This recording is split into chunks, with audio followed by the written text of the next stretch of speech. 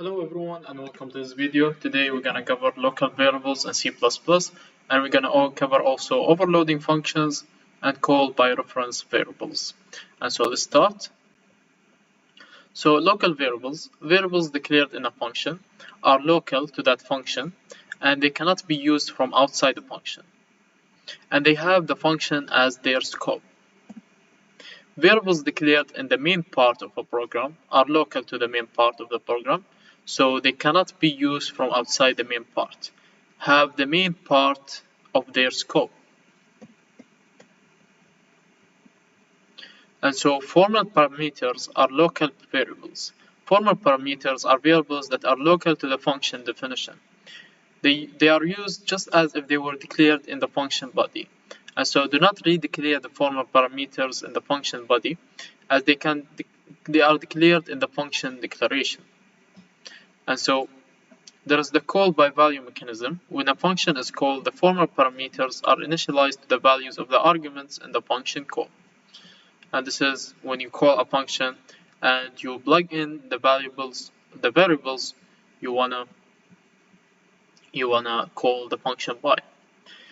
And so they are also what we call global constants. Global named constants are available to more than one function as well as the main part of the program, declared outside any function body and declared outside the main function body, and declared before any function that uses it.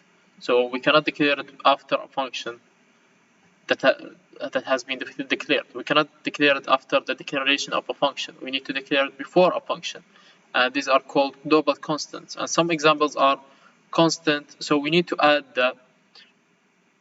the keyword const, and then we use whatever we want to use. Is it a double, integer, string, whatever we want to use, the type of the variable that we are wanting to use. So here we have pi equals 3.414159, and then after that we have another also a global variable which is double volume. And we have also double area, which is also a double. Both of these are doubles. And then we have the integer main. And so pi is available to the main function and the functions volume and area. And sorry, these are functions, double, volume. These are not variables, these are functions.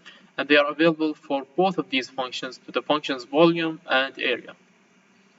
And so they are global variables. Global variables are rarely used when more than one function must use a common variable, and they are declared just like a global constant, except const is not used. Generally makes programs more difficult to understand and maintain, so they are not recommended to be used in any program whatsoever. And there is also what we call the block scope. Local and global variables conform to the rules of the block scope. The code block, generally defined by the curly braces, where an identifier is declared, determines its scope. So blocks can be nested, and also so blocks can be nested if we, for example, we have a for loop, a while loop. These are all scopes that are identified or declared for each function. And so let's have an example, the factorial. So n factorial represents the factorial function. So n factorial is just 1 times 2 times 3 times until we reach n. And so the C++ version of the factorial function requires one argument of type int, which is the n, the factorial that we want to get, the integer that we want to get the factorial of. And so it returns a value of type integer also, since the factorial cannot be a double, it's just an integer. And it uses a local variable to store the current product. And it decrements n each time it does another multiplication, so it starts with n and then n minus 1, n minus 2, until it reaches the value of 1. There is also what we call unary scope resolution. If a local variable name is the same as the global variable name, you can access the global variable using the two colons global variable. This operator is known as the unary scope resolution. So you can use the unary scope resolution to access a global variable which has a duplicate name in a scope, for example, or in a function. So for instance, here we have two variables. We have first a global variable v1, which is equal to 10, and when we go to the main function, we have another variable which is v1 equals to 5. And now if we want to access the first v1, the first variable, which is inside the function, we're gonna just use v1 as it is. We're not gonna add anything to it. But now if we want to access the global variable, which is v1 equals to 10, then we're gonna need to add the unary scope resolution, which is the 2 colons here, before the variable name, and that will allow us to access the global variable. So the output for the first one is gonna be local variable v1 is 5, and for the second one, global variable v1 is 10. That's basically our output. And so we have the static local variables. After a function completes its execution, all its local variables are destroyed. And so to retain the value stored in the local variables so that they can be used in the next call, use static local variables. Static local variables are permanently allocated in the memory for the lifetime of the program. And so to declare a static variable, use the keyword static. Let's now see an example. So static variable demo.cpp. So here we are using namespace std, of course, and we have a function called t1. Okay, it's a void function, so it doesn't return anything. And so if we have static integer equals 1, and we have a regular variable which is int y equals 1, and then we increment both and try to print those two values and see what we will get, and execute these functions 2 times, we're gonna see that the first time the integer is 1 and we increment it by 1, so it's gonna be 2. That's obvious. X and y are gonna be 2. Now if you call a function the second time, if you call it the second time and then we increment again, we're gonna notice that x is now 3 and y is 2. Now x, it was before 2, and it remained the memory of the function, of the memory of the program, and as x equals 2. But for y was reset to 1. And so that's why we have x equals 3 for the second call, and then y equals 2. That's because of the static keyword here that we used. And that's basically it. It's a way to store the variable in the memory of the program or of the computer, and without ever changing the value, or without ever losing the value, let's say, of the variable. And now let's talk about overloading function names. Overloading function names. So C++ allows more than one definition for the same function name. And it's very convenient for situations in which the same function is needed for different numbers or types of arguments. So overloading a function name means providing more than one declaration and definition using the same function name. And so let's see an example. Overloading example, let's say we have double and we have the function called average. And this function, we wanted one time to take the average of 2 numbers, and another time we wanted to take the average of 3 numbers. And so the first time we're gonna declare a function with 2 arguments, and we're gonna return the average of these two doubles. Okay. And another time we're gonna declare the same function with the same name, but this time we're gonna give it 3 arguments. Okay, 3 parameters, and we're gonna return the average of those. We're gonna return the average of those. And so the compiler checks the number and types of arguments in the function call to decide which function to use. So for instance, if we call the function cout and we say average and we give it 3 arguments, this most probably is gonna be the second function and not the first one. However, if you give it 2 arguments, this most probably is going to be the first function and not the third one, because one argument is missing. And that's how C++ or the compiler decides which function to use. And so there are some conditions for overloading. So overloaded functions must have different numbers of formal parameters and or must have at least one different type of parameter. So the type must be different, or the number of formal parameters must be different, and also must return a value of the same type. So for all of the overloaded functions, the different names, they all must return return a value of the same type. So for the first one, if it's double, then the second overloaded function must be also a double. The second function must be also a double. If a string is going to be a string, all of the other references of the same function need to be of the same type and need to return the same type. And so let's see an overloading example. So write two overloaded functions to compute the unit price rectangular pizza and the unit price of a circular pizza respectively. And so the first function is called unit price, and it returns a double, and it has three arguments, which is the first argument is an integer of length, and the variable is called length, and the second one is width, and the third one is price. And basically the area is the length times width, and then the price is basically, or the unit price is the price divided by the area. So, and this is the price per unit area. And so the second function, the second one of the same name, has two parameters, which are integer, one of the integer type, and it's called diameter, and the second is of double type, which is the price of the total pizza. And so const double pi equals 3.414. This is the constant that we're going to use. And we have also double area, which is pi times the power of the diameter divided by 2, which is the radius, all squared. So this is pi r squared basically. And we're going to return basically the price divided by the area, which is the unit price.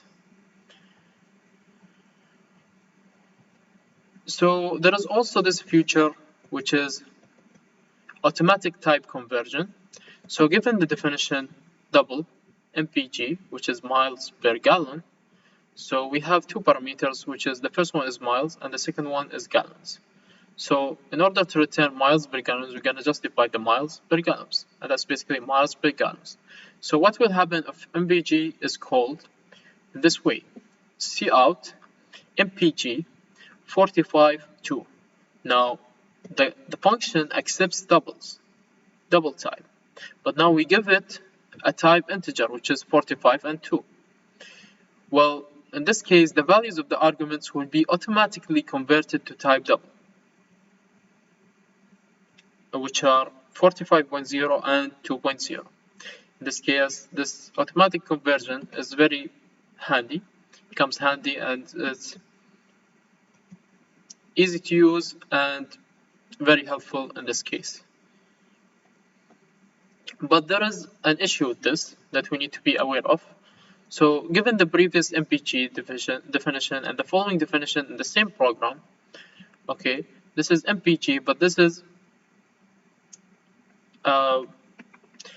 stands for measure of perfect goals. So we give it goals and we give it misses, and so it returns the goals minus the misses. So this is the measure of perfect goals. And so what happens if mpg is called this way now? Now if this mpg is called this way and we are wanting miles per gallon, then this is going to be wrong, and it's going to use a different function completely, which is the measure of perfect goals, and not the other function, which is the real one, the actual one that we want to use, which is the miles per gallon. And that's basically will give us an issue or a problem, which is this is a hard problem in the program. So the compiler chooses the function that matches the parameter types, so the measure of perfect goals will be calculated. And so here it says that do not use the same function name for unrelated functions. So it's important to not use the same function name for unrelated functions. So if here miles per gallon, we can use a different name. So maybe miles OPG, MMOPG, miles, yeah, so measure of perfect goals, so MOPG.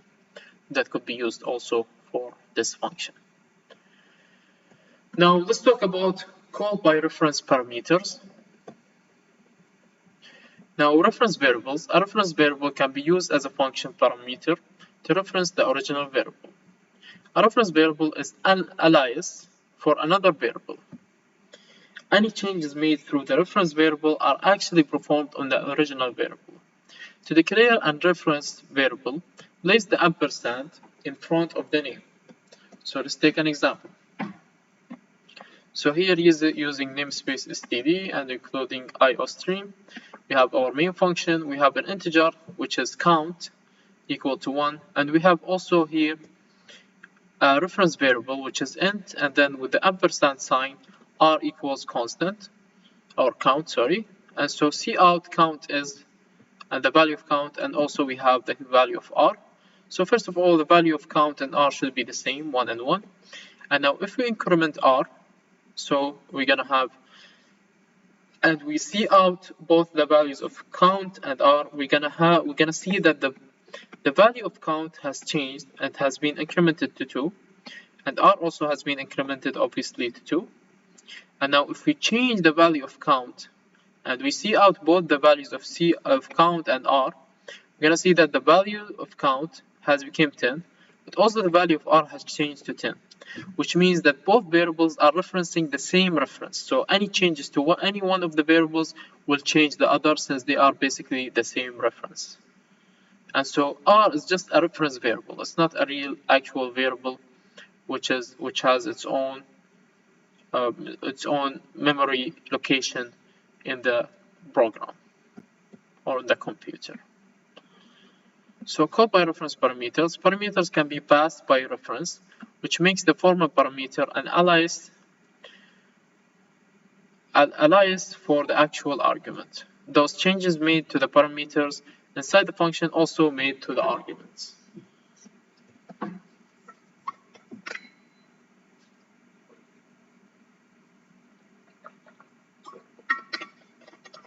So call by value is not adequate when we need a subtask to obtain input values.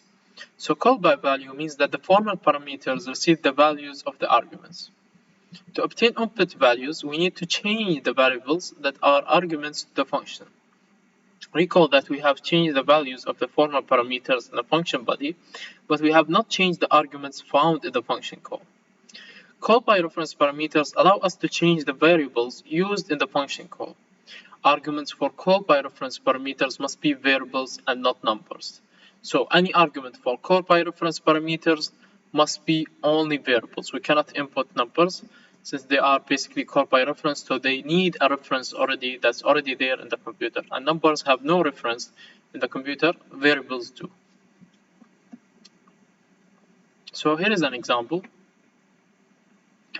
So get input, double, and here is a reference variable, ampersand sign. This indicates a reference variable, a variable, using namespace std. So cout convert a Fahrenheit temperature to Celsius, and then enter a temperature in Fahrenheit. And so it promotes cn, the user, to enter a temperature. Okay, and that temperature is passed as a f variable. Now the ampersand symbol identifies f variable as a call by reference parameter. As used both in declaration and definition, so we don't forget about that. So call by reference works almost as if the argument variable is substituted for the formal parameter, not the argument's value. In reality, the memory location of the argument value of variable is given to the formal parameter. Whatever is done to a formal parameter in the function body is actually done to the value at the memory location of the argument variable. As you can see, the function call if age, and we know that the integer here is a reference variable, so age, anything that's done to the reference parameter is done to the age variable, so they are both the same, they're given the same location, as opposed to if we have it only as a regular integer variable or integer parameter, is gonna have also only the content. The content is gonna be passed to the parameter and not the location. Here is the location is passed as the parameter. Let's see an example. So the example is just basically swapping two integers, swapping the values of two integers, and then the function basically swaps the two integers using a temporary variable, okay, and it gives the variable 1 the value of variable 2, and then variable 2 it gives it the value of temp, which is basically the value of variable 1, but we needed to create a new memory location in order to store that value since it will be gone from variable 1. So if we called with swap first num and second num, first num is substituted for variable 1 in the parameter list, and second num is substituted for variable 2 in the parameter list. Temp is assigned the value of variable 1, which is first num, since the next line will lose the value of first num. And variable 1 first num is assigned the value of variable 2, and variable 2 is assigned the original value of variable 1 first num, which was stored in temp, and that's basically what we explained. Mixed parameter lists. Call by value and call by reference parameters can be mixed in the same function. And here is an example. Good stuff. And this is a call by reference variable parameter. This is a call by value parameter, and this is a call by reference parameter. So they can't be mixed into one function. So parameter 1 and 3 are call by reference formal parameters. And changes parameter 1 and 3 changes the argument value. Parameter 2 is a call by value formal parameter, and changes parameter 2 do not change the argument variable. So how do you decide whether a call by reference or a call by value formal parameter is needed? Does the function need to change the value of the variable used as an argument? If yes, use the call by reference formal parameter. If no, use a call by value formal parameter. Inadvertent local variables. If a function is to change the value of a variable, the corresponding formal parameter must be a call by reference parameter with an ampersand attached. Forgetting the ampersand creates a call by value parameter. The value of the variable will not be changed. The formal parameter is a local variable that has no effect outside the function, and it's a hard error to find. It looks right.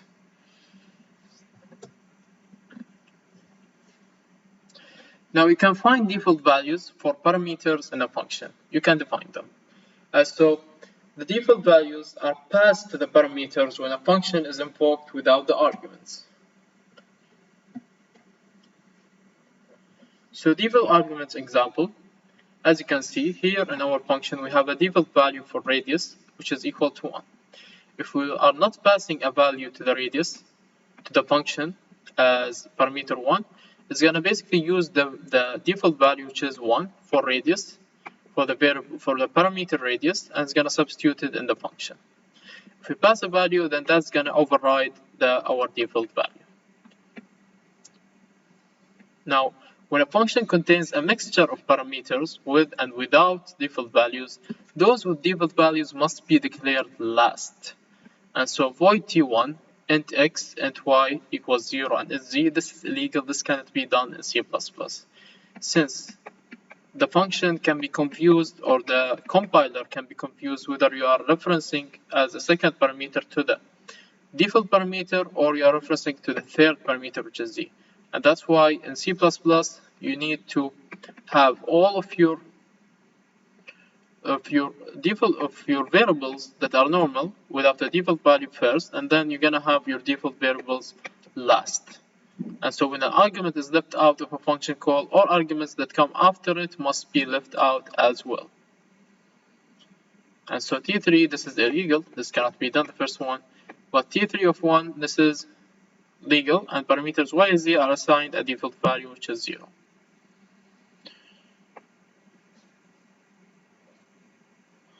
And basically that's it.